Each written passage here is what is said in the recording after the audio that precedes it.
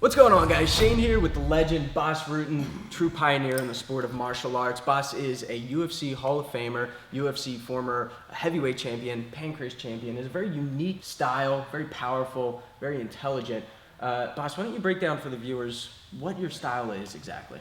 It's a combination of everybody that inspired me along the way, and Kyokushin. We have a Kyokushin background, which is full contact karate, and you know they stand very square towards each other because you can still throw your hips, and it's a very close distance, a Kyokushin fight, because it's bare knuckle. You cannot hit the head with the bare knuckle, but you can do anything else. Kicking the head, kneeing the head, knee the body, everything is full contact, bare knuckle fighting with a gi. So it's a very dangerous thing to do because, you know, as you see my pinky here, my knuckle is big because what happens, you can't see the hips of an opponent. And sometimes when you go for a liver shot and somebody has a high hip, you hit the hip bone and guess what's going to lose? The little bone right here is going to lose. Now then you had Ramon Dekkers. Ramon Dekkers was also a fan of the square stance. Still he had a leg a little bit toes pointed in. I don't like that. And then you had Mike Tyson.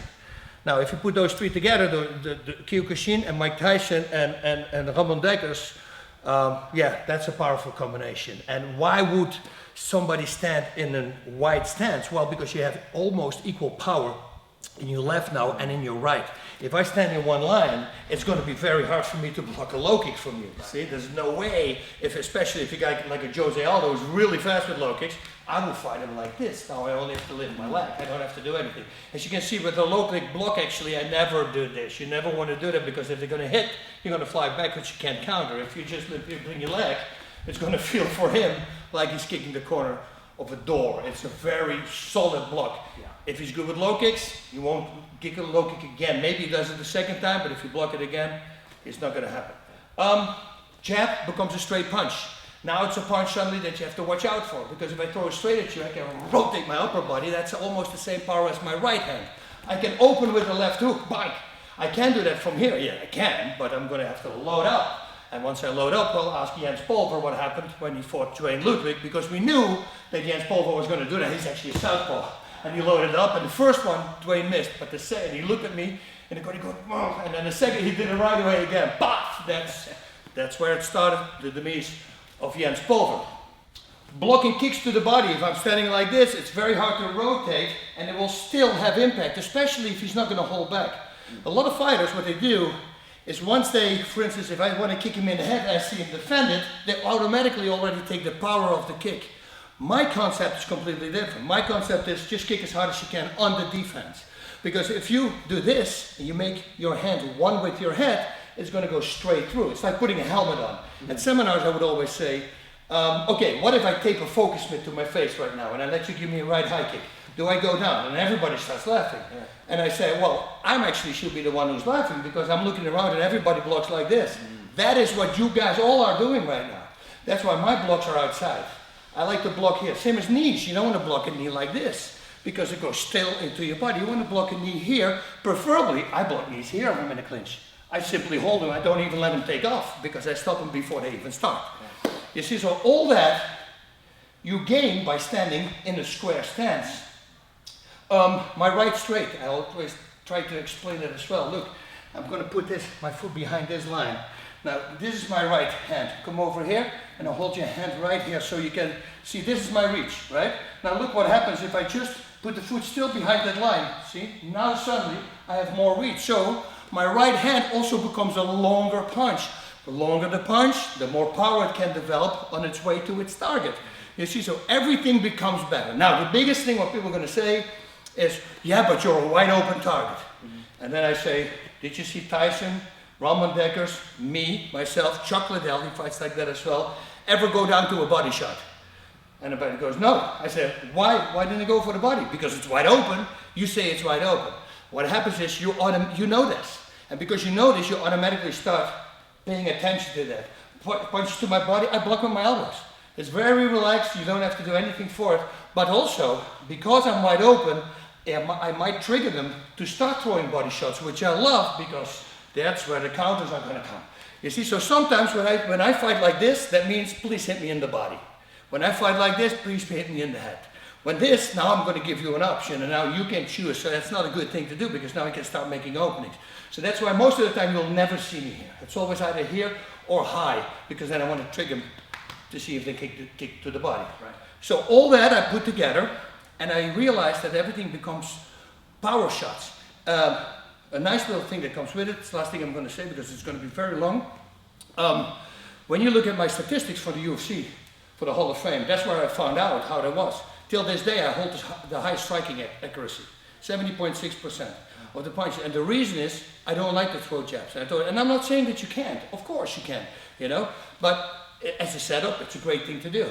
But if you have a stance and you're grounded to the ground and you're really using the floor in order to put your body weight into a punch, I mean, it's very hard to stop power like that. And then I say again, look at Mike Tyson, look at Chuck Liddell, look at Roman Dekkers. That's where you can see they dropped a lot of people, including myself as well, because it's a powerful stand. But you have to work on it. And that's what we're going to do at the seminar. Yes. Guys, you will have a chance to train with Bas himself, Jose Aldo included, Andy Souwer, Duane Ludwig, Chinzo Machida, and myself will be in New York City. More details to follow at the end of the video. But until then, let's talk about 3 techniques that you've used successfully in the ring, starting with the first one, which is that front kick. Crazy front kick. Yeah, okay. As you can see, that was Maury Smith. He's a multiple-time world champion kickboxing. Guy Metzger, multiple-time champion kickboxing. And Yamada Manabu, was a shoot fighter, but it was also a pretty decent striker. How was I able to constantly connect with that front kick? But you see me already doing it? It's like a question mark kick from the side, not from the top. So what I'm doing, I give you the illusion that it's going to be a roundhouse kick, but then I switch it into a front kick. Now, this works the very best if you already kicked the guy one time with a roundhouse kick, and especially when you connect it with the roundhouse kick, because then they're afraid of it. And so if he stands in front of me and I just fire a kick, and I don't care. If it's not a defense, I don't care. This is just a setup. I want him to be worried about me. If I kick this kick as hard as I can on his defense, even when it's on the defense, he's going to feel it on his defense. In his mind, he's going to go, oh crap, I better block this, because if I don't, I'm going to go down.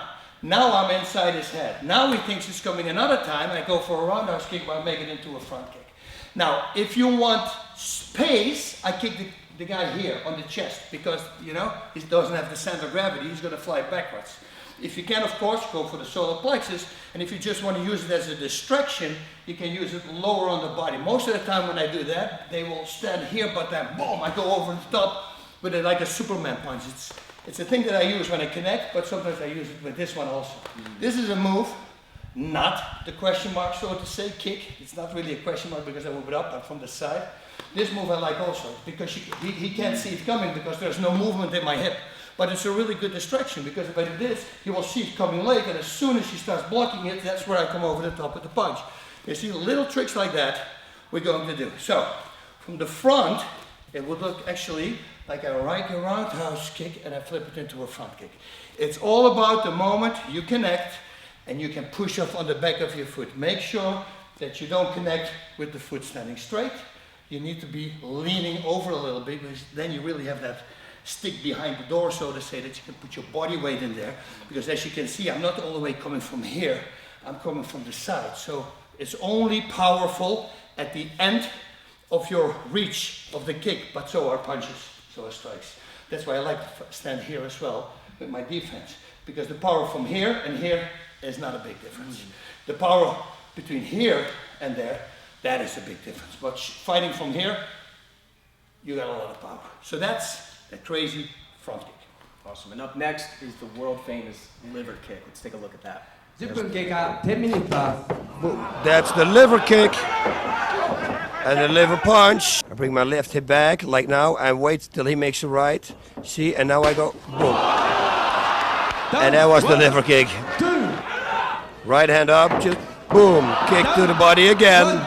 That's a good thing with a liver kick. Once you hit it, you can kick anywhere in the body and it will take the guy out. I'll put you on this side, because that's where the liver is located for the people at home. This is a distraction I like to use a lot. I'm very theatrical with setup punches.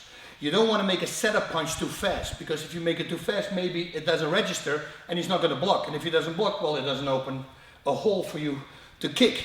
So what I'm doing, I'm going really wide, and I use also a palm strike. And the reason I'm using a palm strike is because it's the longest punch I can get, which is going to give me a lot of power for it to go underneath with the liver kick. Now look what I'm doing. My hip is here. I make this and the hip is still here. I'm going to step sometimes simultaneously with the right. And at the moment I do this, I can rotate my upper body and you can generate so much force with this kick. You'll, yeah, it's sick. That's how much power you can create. Also the thing is, once you do this and the hands go up, instead of crunching down, they're going up a little bit.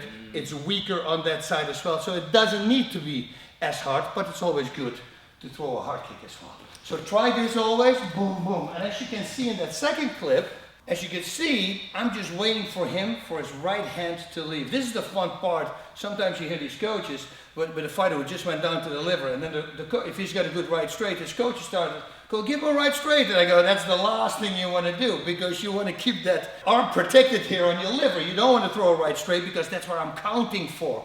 And this is how I came up with this particular kick. So first of all, make a square stance. I can stand like this, but now it's only leg power, not really body weight. Here I can still swing my whole upper body. And I'm going to wait. Now, most of the time I do it when somebody throws a lazy right straight.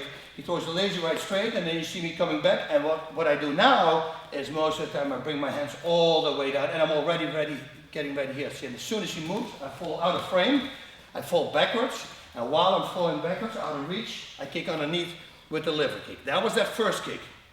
He went down, but he was tough. He got back up. And now it's fun, because now you can pretty much hit anywhere on the body, and the guy goes down. But preferably, you want to hit the liver again. So the second time what I'm doing, and I really like this, it's a palm strike. I throw a big theatrical palm strike to the head so he sees it coming. It's very important. Don't do this fast. If you do it fast, they might not see it coming, and they don't defend, and when they don't defend, the defense will be here. So make it big. So I'm walking in and I'm literally loading up. Make sure that you always have a defense here, because he might counter. I come back with the kick, poof, and underneath with the left. And as you can see, it doesn't need to be hard, and especially after you just dropped him with the liver kick, because everything that you connect to, even if you hit the solar plexus after a liver kick, people will go down. But make it theatrical. This is very important. Big punch, because you need space. If you make it a short left hook, I'm going to be very technical. I could do the same thing I should do with a left knee, but I shouldn't do it with a kick, of course. But if you want to make a kick, just slap him in the face. So those are two kicks for you guys. Now we're going to take a look at, if you miss with a kick, a follow-up with the spinning back fist. These little tiny tricks that you say, oh yeah, that's logical. But if you never saw it before, you don't know that it's going to happen. One of the things that I always do, when I miss a roundhouse kick and I make a pirouette, I always add a back fist to it.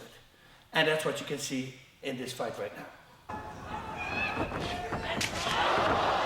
Boom, see? Why not? As you can see, it worked. But you can see also when I make the turn, I keep looking. So as soon as I miss, you see me keep looking, I go to the head, and then hit him with the back fist. So it's important that you know where he is, because if he shoots lower, well, you're going to have to hit him lower. Little tiny tricks and tips that we're going to show at the seminars there, March 23rd, 4th, and 5th in New York. But all the details, I'm pretty sure he's going to give to you. Links are in the description below. Guys, grab your tickets. This is the kind of event that when I heard about it, I was like, I'm buying tickets. But then they reached out and they asked me to be a part of it, so I'm super excited. Like I said, Sensei Bas is going to be there teaching on Saturday with Duane Ludwig, two-time Coach of the Year, I believe. Yep. Got Chinzo Machida going to be breaking down his Machida karate style for MMA. Jose Aldo, who was very successful beating alpha male wrestlers with his striking, leg kicks against Uriah Faber, Chad Mendez. And Andy Souwer, of course, someone that I definitely have idolized growing up, one of the best kickboxers. Not a well-known name as much as the other guys, but he has beaten Bull Cal twice. Oh, and you should, and if you're not a fan, just Google him, man. This guy's insane. Yes. And Jose Aldo also, one of my favorite guys to watch, always, and when he came on the scene, I always said, man, it's very like Roman Decker's like. Yes. Everything is with power, everything is force, and I like fighters like that, so I'm very excited to see him as well. It's going to be a great event. Looking forward to it. Would love if you guys can make it. Like I said, buy your tickets now. They're selling out quick. Links are in the description below. March 23rd, 24th, and 25th in New York City. Until next time, I'm Shane. Bas. Godspeed, everybody. Fight Party tips on. for the underdogs.